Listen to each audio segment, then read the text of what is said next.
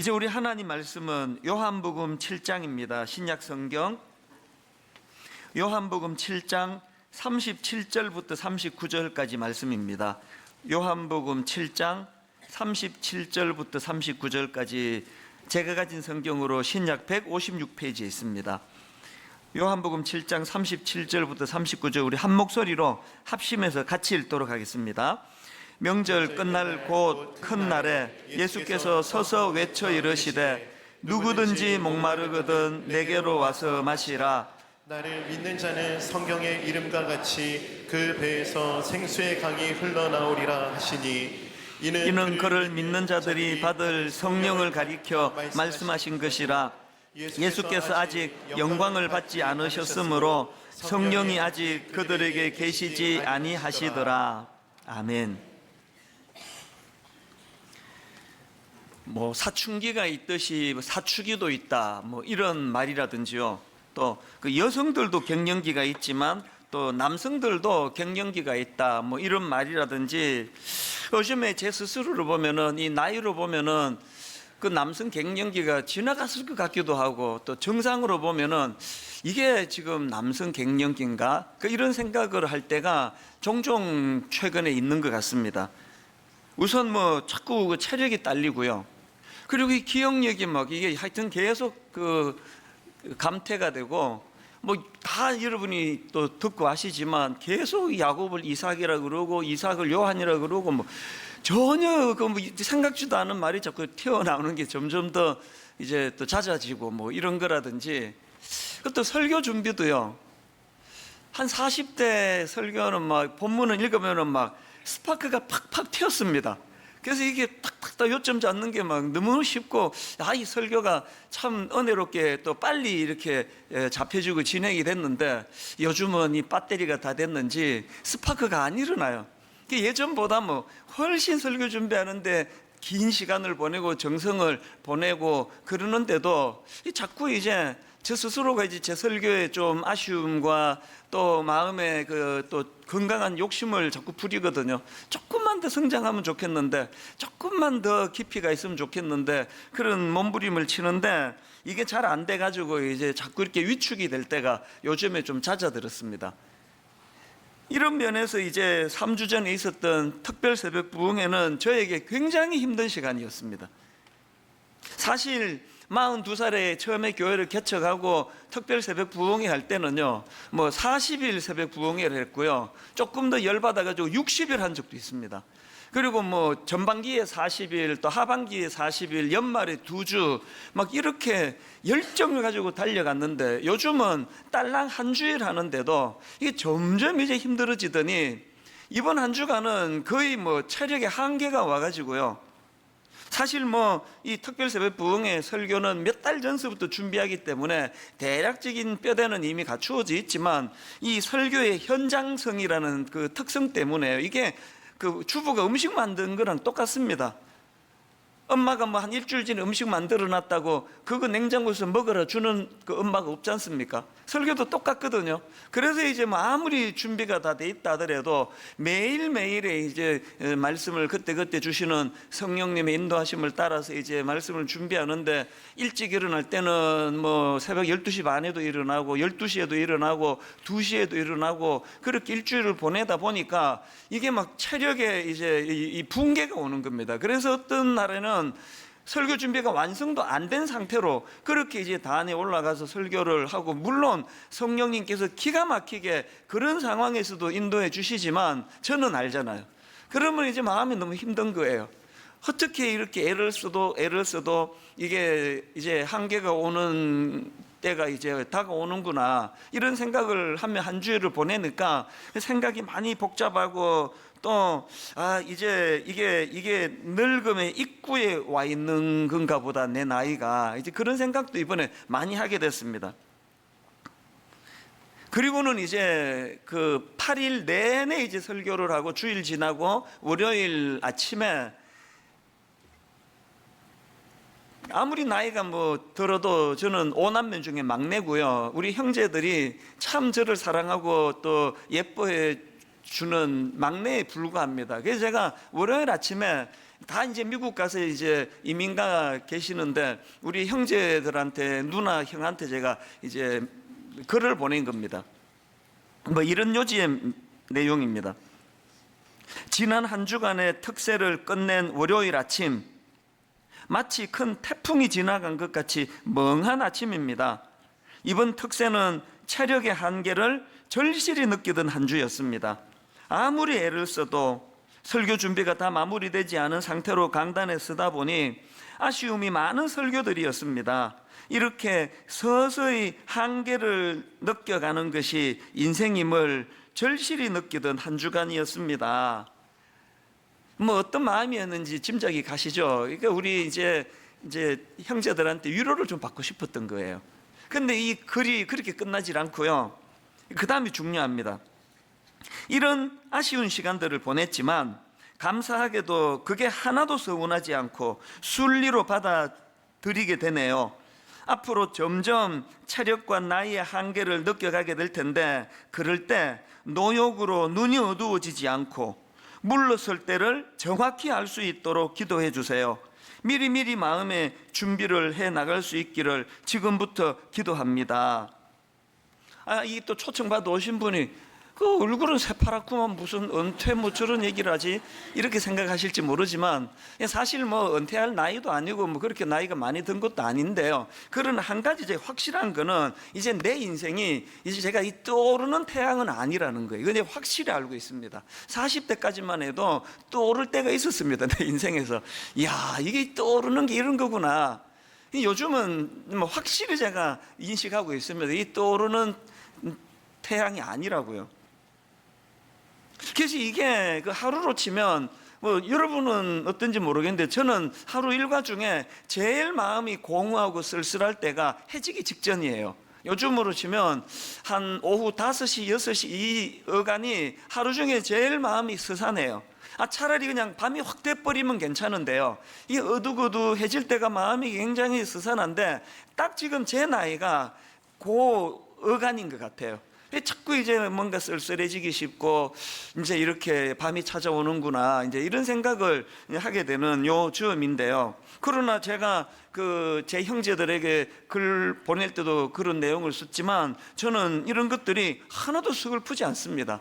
오히려 이 인생의 이 순리, 인생의 순리대로 저는 늘 이 하나님이 만드신 인생의 법칙에 순응하며 가는 거, 이 인생의 결 따라가는 거, 이것이 참 중요하다는 생각을 하는데요. 그러다 보니까 이게 인생의 순리라면 그 하나님의 법칙에 승복하고 또 이제 요즘은 자꾸 더 힘을 빼야 되겠다. 더 힘을 빼고 자꾸 우리 젊은 교역자들한테 기회를 주고 양보를 하고 그래야 되겠다는 생각을 종종 하고 있습니다. 이런 점에서 저에게 하나님은 그 제 욕심을 억눌러 주시는 그 억제력이라는 표현으로 저는 하나님을 설명하기를 원합니다. 내 인생의 하나님은 이 욕심을 억누르게 만드시는 억제력.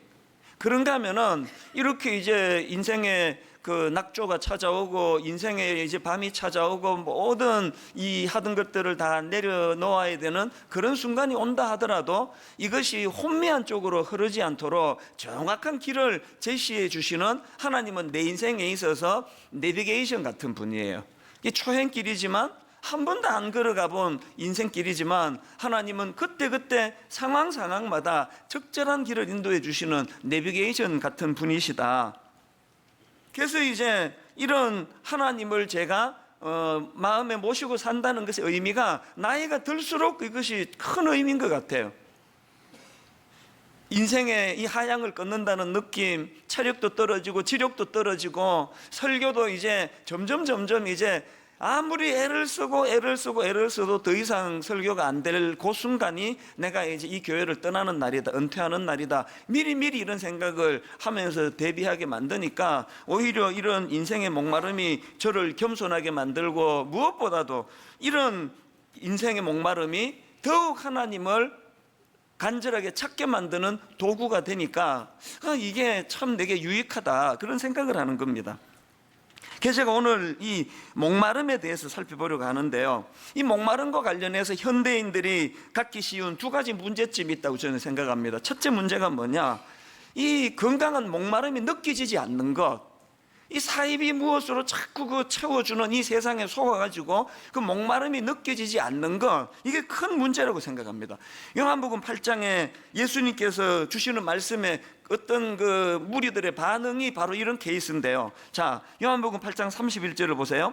그러므로 예수께서 자기를 믿은 유대인들에게 이르시되 너희가 내 말에 거하면 참으로 내 제자가 되고 진리를 알지니 진리가 너희를 자유롭게 하리라. 뭐 교회 안 다니는 분들도 이 명언은 다 아실 거예요. 이런 놀라운 말씀을 주시는데 그 말씀이 떨어지자마자 그 말을 들은 사람의 반응을 보십시오. 33절. 그들이 대답하되 우리가 아브라함의 자손이라 남의 종이 된 적이 없거늘 어찌하여 우리가 자유롭게 되리라 하느냐. 무슨 말씀인지 아시겠죠? 놀라운 생수를 주시기 원하는데 목마르지 않으면 안 마시는 거 아닙니까? 그래서 이 영혼의 목마름이 뭔지를 모르는 이것도 문제고요. 그런가 하면 두 번째 문제점이 뭐냐, 인생의 목마름이 느껴지지 않는 그것도 문제지만 인생의 목마름이 느껴질 때 그 목마름의 해가를 위해 가지고 엉뚱한 곳에서 그 헤매고 있는 거, 이건 더 큰 문제라는 겁니다. 미국의 존 파이프 목사님이라는 분이 아주 훌륭한 분이 계시는데요, 이분이 쓴 책 중에 돈, 섹스, 그리고 권력, 이 제목의 책이 있습니다. 아니 무슨 목사가 책 제목을 저렇게 셋나하지만요, 존 파이프 목사님은 돈, 섹스, 권력, 이 세 가지를 이 인생의 목마름이 있을 때 사람들로 하여금 사실은 독약을 먹이게 만드는 그 세 가지로 그렇게 상징으로 든 거예요. 그 책에 이런 내용이 있습니다. 한번 들어보세요. 우리는 어둠 속에서 목에 달린 부드러운 흑단목 브로치를 사랑스럽게 만지작거리고 있는 것입니다. 이게 뭐 미국 사람들에게 흑단목 브로치라는 게 굉장히 매력적인 뭐 그 장신구인 것 같아요. 지금 뭔지를 모르겠지만 우리는 어둠 속에서 목에 달린 부드러운 흑단목 브로치를 사랑스럽게 만지작거리고 있는 것입니다. 하지만 날이 밝으면 그것이 바퀴벌레라는 것을 알게 될 것입니다. 우리는 독거미를 털이 보송보송한 장난감으로 여기고, 우리는 독거미를 털이 보송보송한 장난감으로 여기고, 사자를 애완동물로 생각하며 방울뱀 소리를 캐스트네츠 소리로 생각하고 있는 것과 같습니다. 이것이 어둠 가운데 있다는 말이 의미하는 바입니다. 하나님보다 성적인 쾌락을 더 갈망의 대상으로 삼는 곳, 거기가 바로 어둠입니다. 지금 그 존 파이프 목사님이 돈, 섹스, 권력 책 제목을 이렇게 잡은 의도를 아시겠죠? 너무나 영적으로 영혼의 밤이 드리워진 이 시대를 살다 보니까 그게 흑단목 브루치인 줄 알고 만지작 그랬는데 아침에 보니까 그게 바퀴벌레래요. 너무너무 털이 뽀송뽀송한 장난감으로 알고 그렇게 밤새 갖고 그것들을 즐겼는데 아침에 보니까 그게 독거미의 털이라는 겁니다. 이 조금의 과장도 아니라고 저는 생각합니다. 이런 현대인들에게 주시는 하나님의 경고 말씀이 누가복음 21장 34절입니다. 너희는 스스로 조심하라. 그렇지 않으면 방탕함과 술 취함과 생활의 염려로 마음이 둔하여지고, 이게 문제예요. 마음이 둔하여지고 뜻밖의 그날이 덫과 같이 너희에게 말이라. 이 뽀송뽀송한 그 털이 뽀송뽀송한 장난감인 줄 알고 만지작거렸는데 그게 독금이라면 어떡하겠냐고. 이게 덫이라는 게 덫.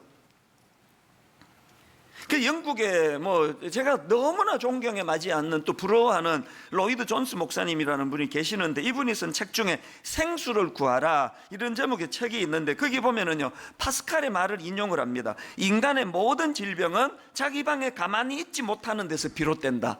이 파스칼의 말의 의미가 뭔지를 이렇게 설명합니다. 살면서 몹시 어려운 일 중 하나는 가만히 있는 것입니다. 주위가 너무 시끄럽습니다. 세상의 온갖 소음이 텔레비전과 라디오를 비롯한 여러 매체를 통해 증폭됩니다. 사방에 소음이 넘칩니다. 그러나 우리는 가만히 있어야 합니다. 멈춰야 합니다. 고독을 선택하고 생각해야 합니다. 소음과 소란과 삶의 격정 속에서는 주님을 만나지 못합니다. 우리는 모두 매우 바쁜 사람입니다. 자신의 방에서 고요함에 묻혀야 합니다. 그럴 때 주님을 만납니다. 가만히 있는 것이 큰 전제 조건 중 하나입니다. 이 말의 의미를 다 아시겠죠? 사실 우리 인간은요, 하나님과의 깊은 교제를 통해서 하나님과의 깊은 교제 속에서 만족을 누리도록 창조되었는데, 인간의 타락으로 말미암아 하나님과의 관계가 깨지고 하나님과의 관계가 단절이 되니 계속 인생의 목마름이 올라오는데, 인생의 목마름이 올라오는 건 하나님을 찾으라는 메시지예요. 그런데 독거미를 계속 만지면서 돈, 섹스, 권력 이렇게 분주하게 치다르니 점점 이 시대가 지금 중병에 걸려가는 거 아닙니까? 파스칼이 또 이런 말을 했습니다. 인간의 마음 속에는 하나님 만드신 하나의 공백이 있다. 이것은 오직 그리스도를 통하여 하나님에 의해서만 채워질 수 있다. 저는 이 파스칼의 이 말이요, 내 인생에 늘 자리 잡는 걸 느낍니다. 이따가도 제가 좀 우스갯소리 삼아 또 그 결혼 이야기를 하겠지만요, 저는 결혼이 많이 늦어졌던 사람이에요. 내 친구들은 벌써 애들이 쑥쑥쑥 커가는데 장가갈 조짐이 안 보이고 이러는데, 이게 이 결혼을 하고 싶은데 본인의 의지로 안 하는 거는 모르겠지만 너무너무 난 결혼을 갈망하는데 결혼이 안 되니까요, 이 마음이 늘 뻥 뚫려 있는 거예요. 이게 가정이라는, 아내라는 이 빈자리가 채워져야 되는데, 내가 그때 그 청소년 사역할 때인데요, 그 혼자서 너무나 마음이 뻥 뚫려 있던 쓰라린 기억들이 잊혀지지가 않습니다. 그때 제가 청소년 사역할 때인데요, 중고등부 애들 내려고 막 몇백 명 데리고 이제 2박 3일 또 3박 4일 수련회를 가면은 막 애들이 막 에너지가 넘치잖아요. 공부하는 에너지는 없는데 막 노는 에너지는 3일 내내 밤을 새워서 놀아요. 저도 그때는 이제 30대니까요, 막 애들하고 같이 밤새워 놀고 사치기, 사뽀뽀 이런 걸부터 시작해가지고 마피아 게임 밤새도록 같이 지내고 막 너무너무 행복하게 지냈는데요. 그렇게 하고 이제 그 버스를 타고 교회로 다 돌아와서 얘들이 다 이제 자기 짐 들고 이제 집으로 갈 때 이제 배웅하고 다 떠나고, 교회 그 앞마당에서 말로 다 할 수 없는 공허함, 쓸쓸함, 홀로 남은 이게 잊혀지지가 않아요. 그 쓸쓸함이. 너무 저는 이제 결혼을 하고 싶어 했는데요, 그러고 나서 이제 때가 참에 저도 결혼을 했거든요. 그랬더니 이 공허함이 잠깐 없어지더라고요. 그러고는 이제 애들 배웅해도 별로 쓸쓸하지도 않고 그러더니요, 한 2, 3년 지났을까요? 또 이게 다 자리를 잡고 나니까요, 결혼은 했는데도 불구하고 여전한 빈자리가 있는 거예요. 여전히 공허한 겁니다. 큰아이 낳고, 둘째 아이 낳고, 셋째 아이 낳고, 5 식구가 북적북적거리며 사는 지금도요. 그리고 이렇게 많은 사람들 사이에 부대끼며 살아가는 이 시간도 여전히 제 마음에 채워지지 않는 이 빈 자리가 있어요. 공허함이 있습니다. 그게 파스칼에 의하면은 뭐예요? 그게 하나님으로 채워져야 될 빈자리예요.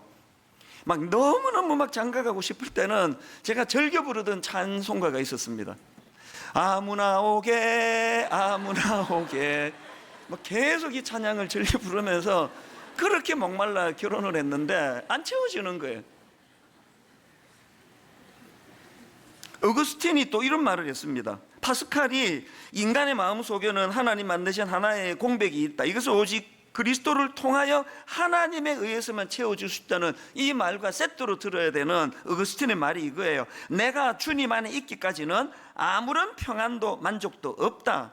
빈자리가 안 채워진다는 그 얘기예요.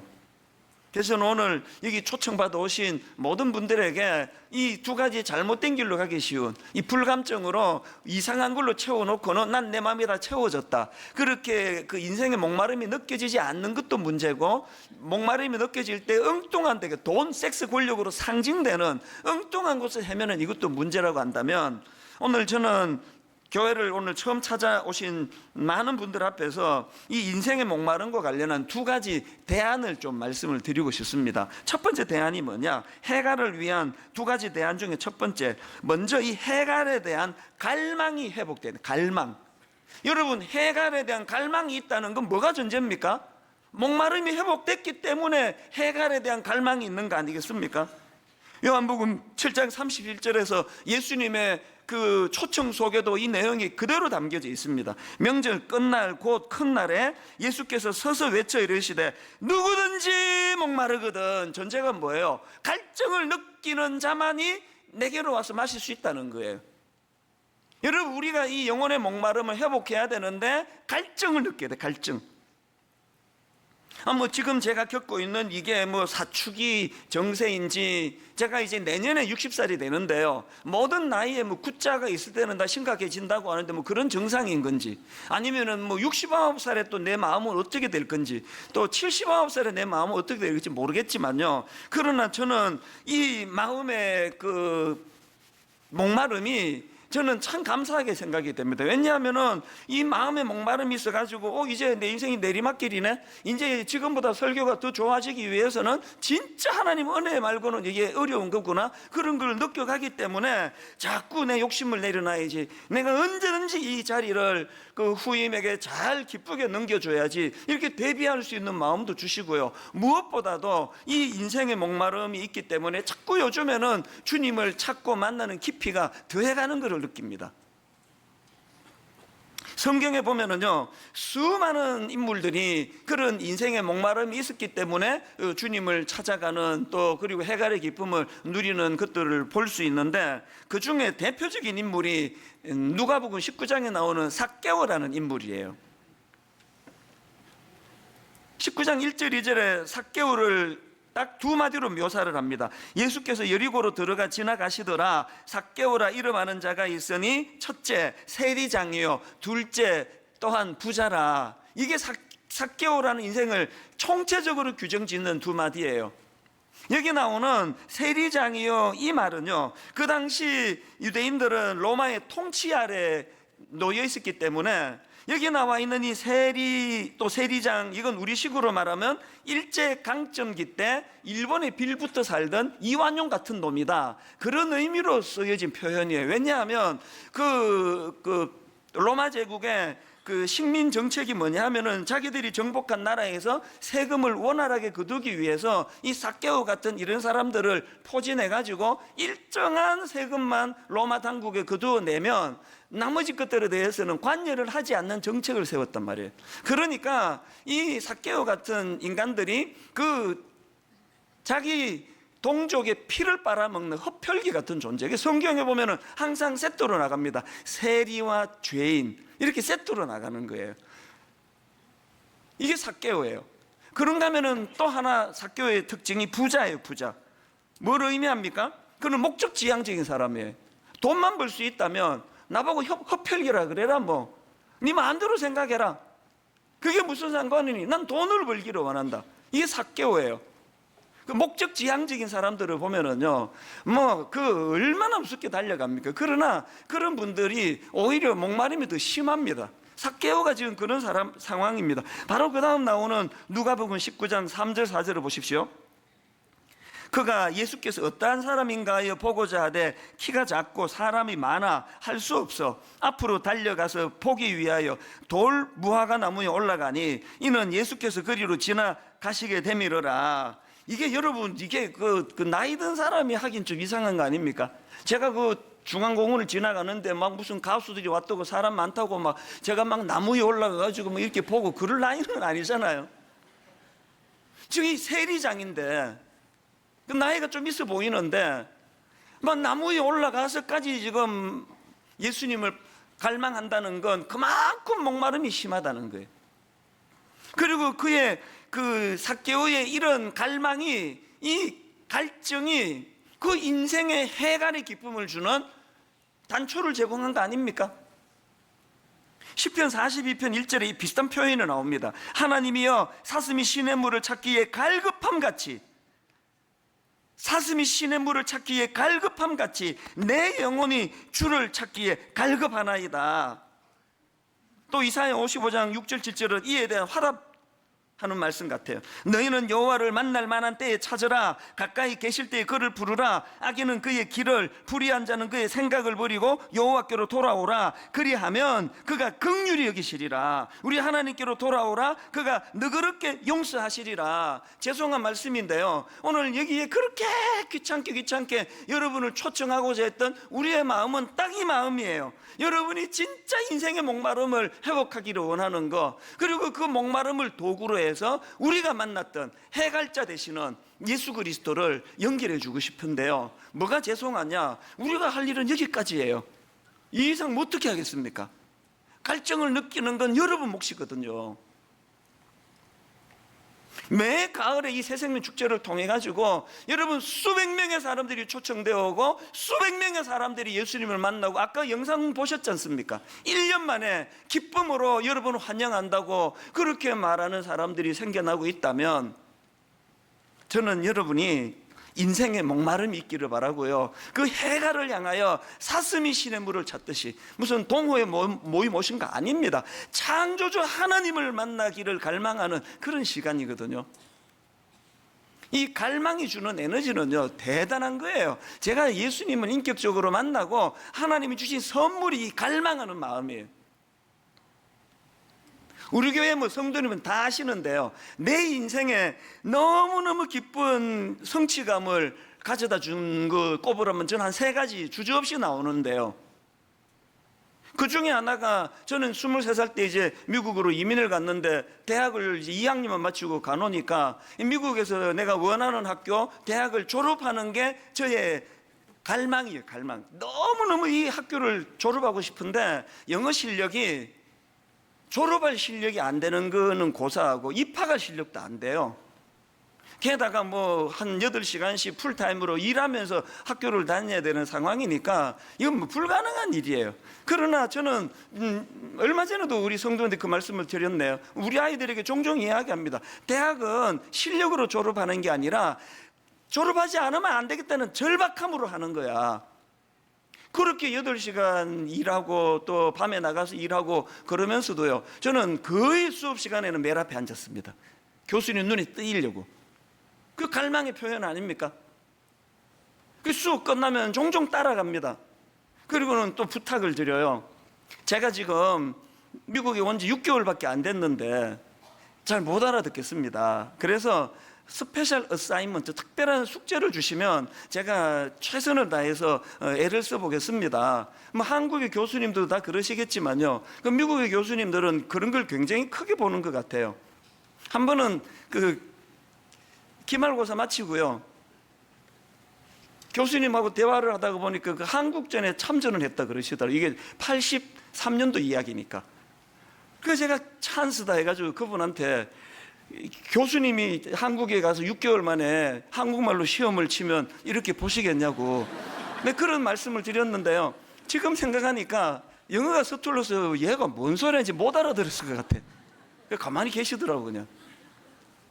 그래서 또 숙제 받아가지고 하고 그래서 기어이 전혀 내 실력으로는 이룰 수 없는 대학 졸업이라는 걸 이루고 나니까요, 졸업장이 지금 필요한 건 아닌데요, 지금도 그 에너지와 열정이 저를 한 번씩 견인하는 걸 느낍니다.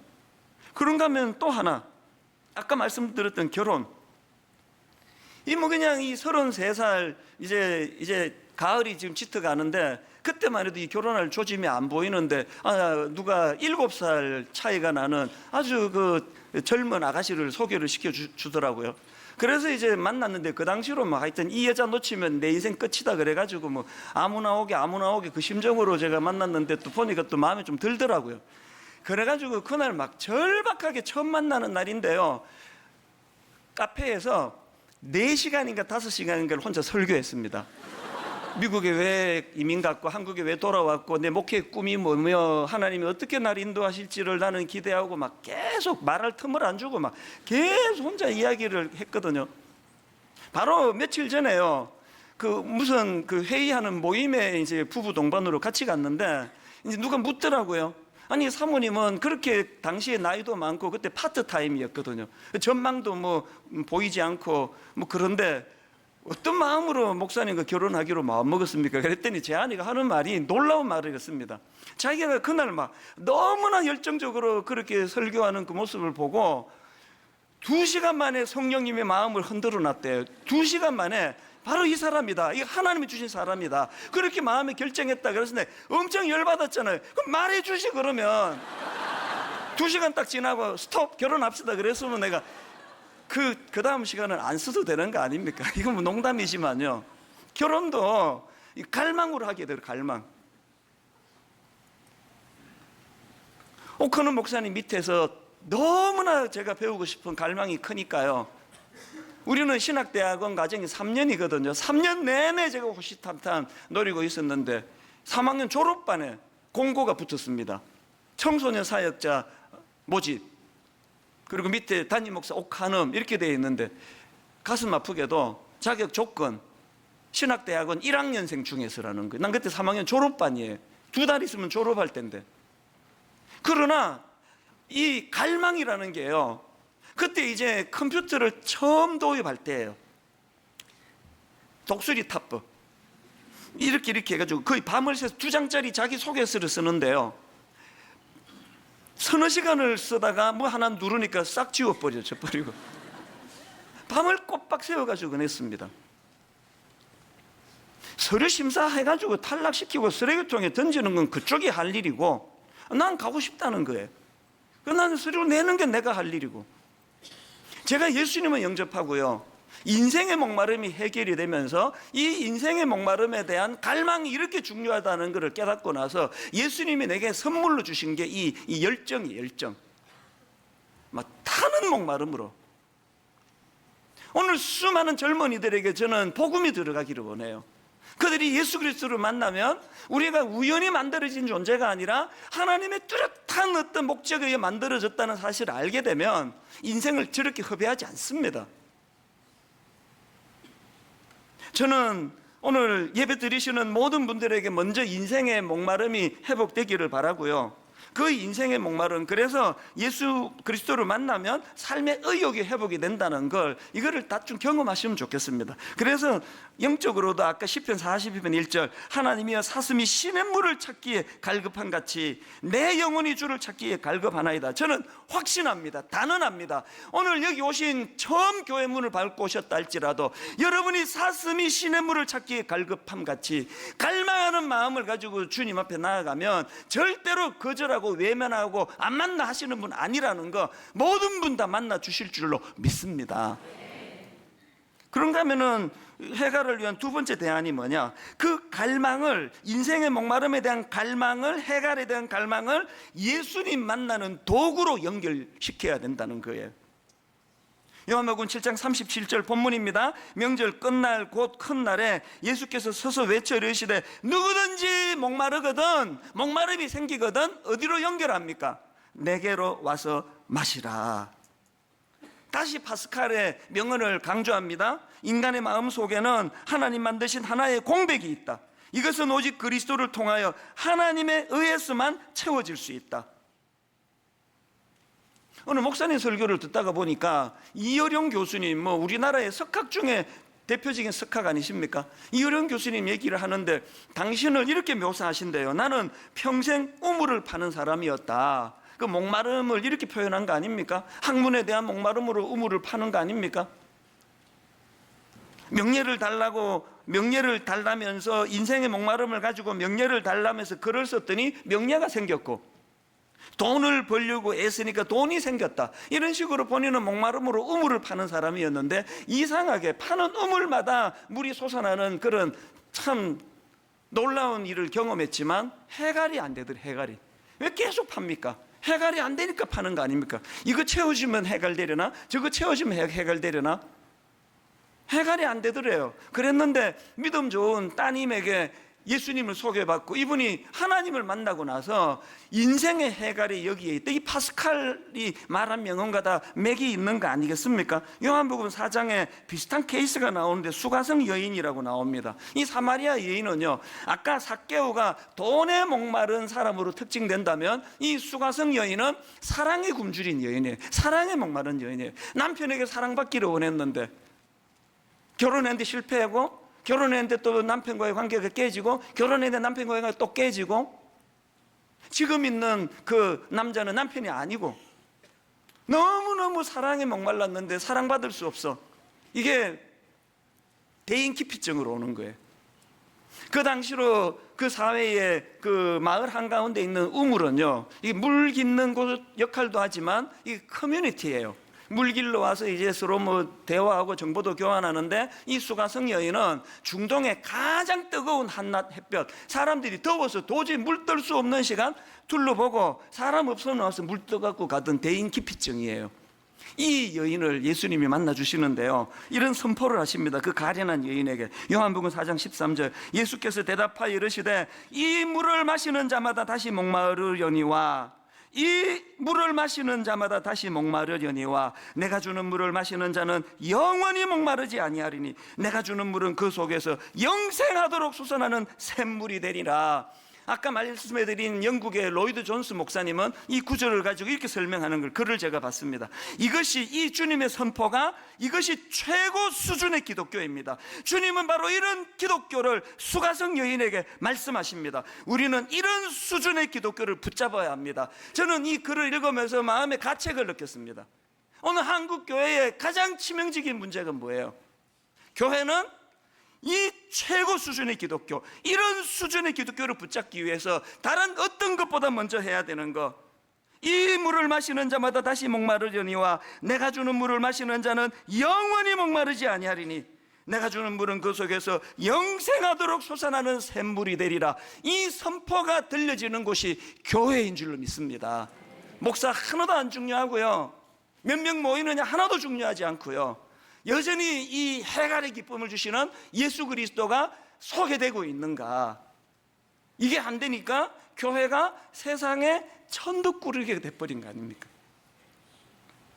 이것과 관련해서 먼저 믿은 우리가 뼈저리게 반성해야 될 구절이 하나 있는데, 오늘 본문 37절 다시 한번 보세요. 명절 끝날 곧 큰 날에 예수께서 서서 외쳐 이르시되 누구든지 목마르거든 내게로 와서 마셔라. 언제 마셨는가를 명절 끝날 곧 큰 날이라고 기록하는데요, 이게 너무 중요한 의미예요.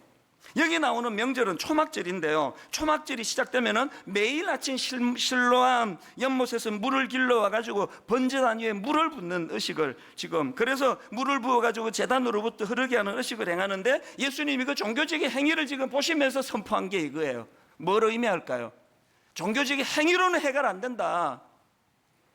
나 교회 다닙니다, 나 술 안 마십니다, 담배 안 핍니다, 나는 이 주일 잘 지킵니다, 난 헌금 잘합니다, 이런 종교적인 행위가 예수님을 만나는 어떤 보조 수단이 될지는 몰라도 우리의 종교적인 행위가 해결을 주지 못한다는 거예요.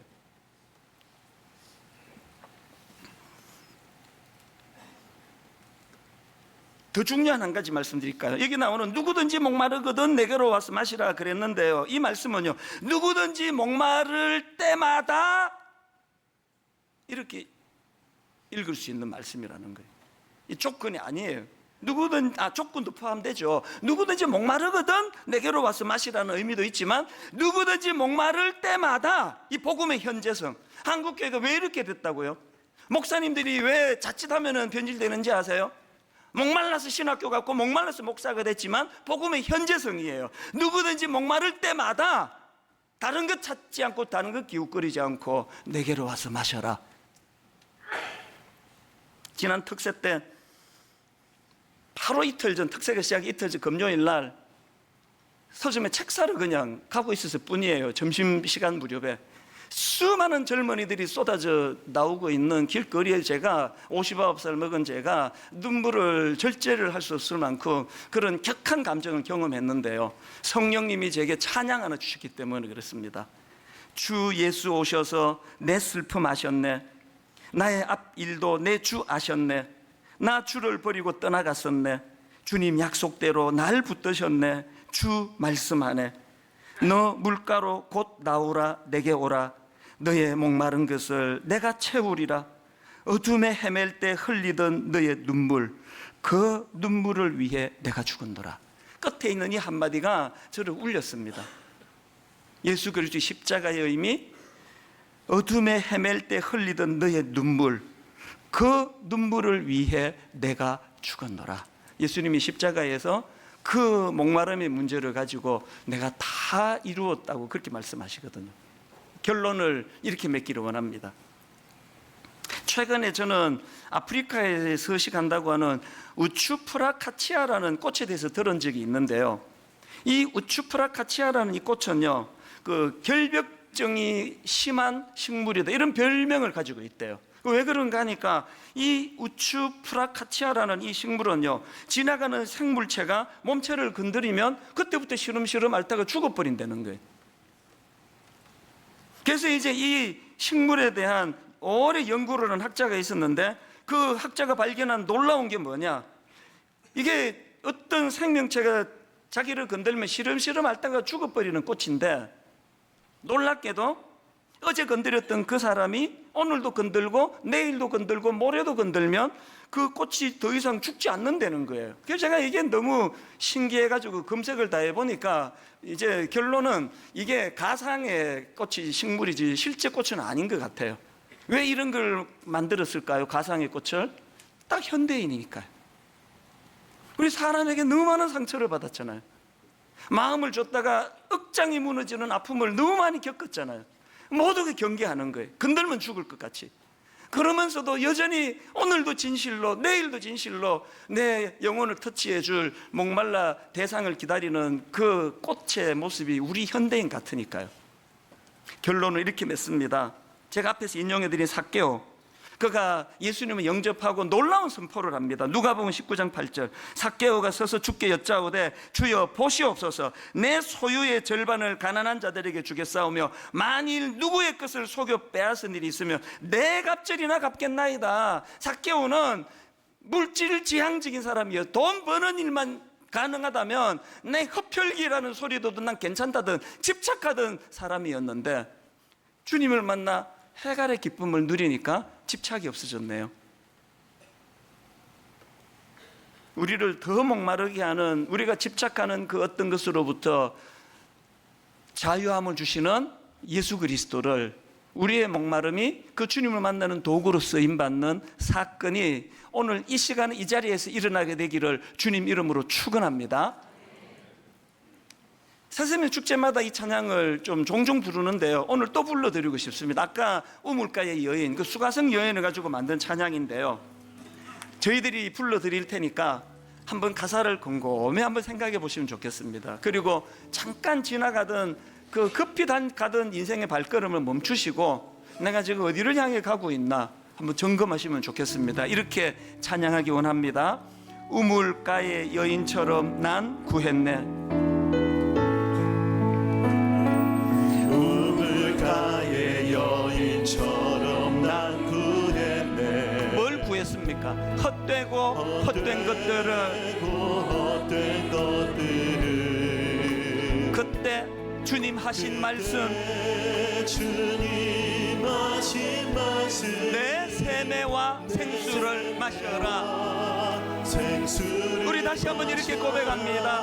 우물가의 여인처럼 난 구했네. 여인처럼 난 구했네. 헛되고 헛된 것들을.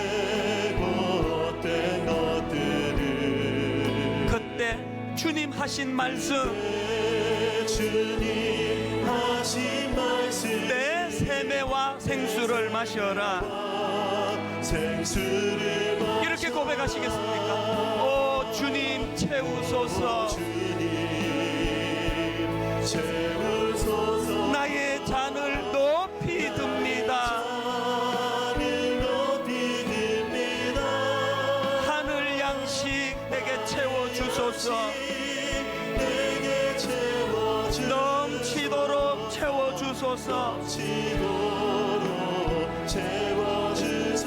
오 주님 채우소서. 주님 채우소서. 나의 잔을 높이 듭니다. 높이 듭니다. 하늘 양식 내게 채워주소서. 내게 채워주소서.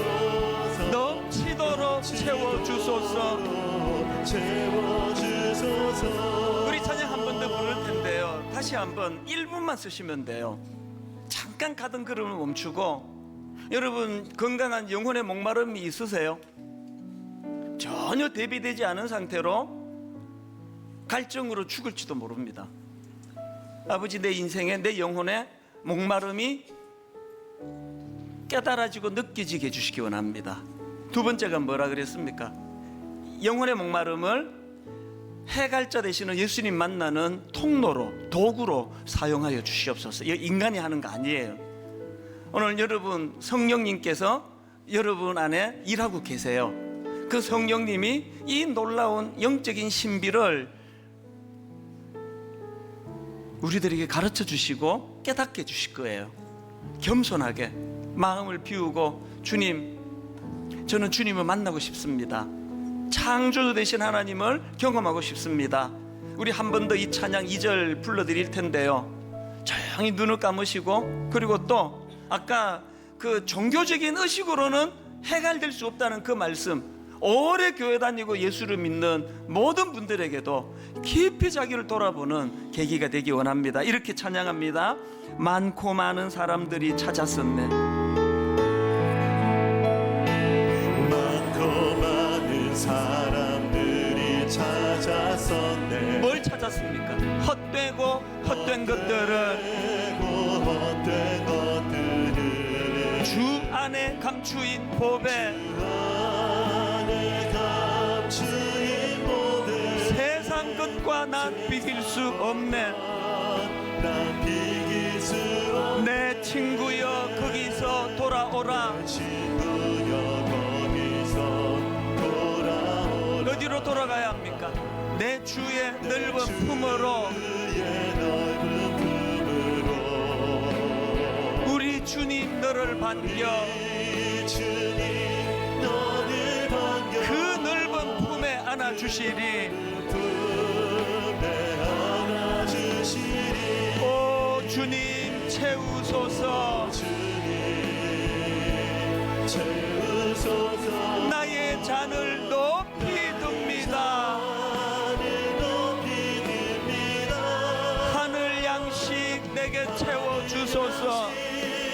내게 넘치도록 채워주소서. 채워주시도록. 우리 다 자리에서 일어나셔서 오 주님 채우소서. 주님 채우소서. 나의 잔을 높이 듭니다. 높이 듭니다. 하늘 양식 내게 채워주소서. 내게 채워주시도록. 넘치도록 채워주소서. 채워주소서. 제가 여러분 축복하며 기도해 드리고 예배가 마칠 텐데요, 하나님의 일하심은 예배 드리는 이 안에서만 일어나는 거 아닙니다. 마당에서 여러분이 만난 어떤 사람과의 대화 가운데 그분의 미소 속에 오늘 하나님이 내게 어떻게 일하시는가를 기대감을 가지면서, 하나님 오늘이 내 인생의 목마름을 자각하는 날인 동시에 그 목마름을 해결해 주시는 예수 그리스도를 만나는 날이 되게 하여 주시옵소서. 우리 함께 기도하시겠습니다. 살아계신 하나님 아버지, 오늘 이 귀한 손님들 이 자리로 모시기까지 얼마나 오랜 세월 마음을 졸이며 애쓰며 기도하며 그렇게 하나님 수고한 많은 분들이 계십니다. 저들의 그 애틋한 마음 속에 해갈의 기쁨을 먼저 경험해 본 자로서 사랑하는 가족에게, 사랑하는 친지에게, 부모님에게 그 주님을 소개해드리고 싶은 그 선한 마음을 주님 기쁘게 받아주시고, 오늘 예배 가운데 이유를 설명할 수 없는 내 영혼의 평안함, 이유를 알 수 없는 마음의 정돈된 안돈된 마음, 무엇보다도 그 두려운 마음들이 사라지는 아름다운 은혜와 사건을 허락하여 주시옵소서.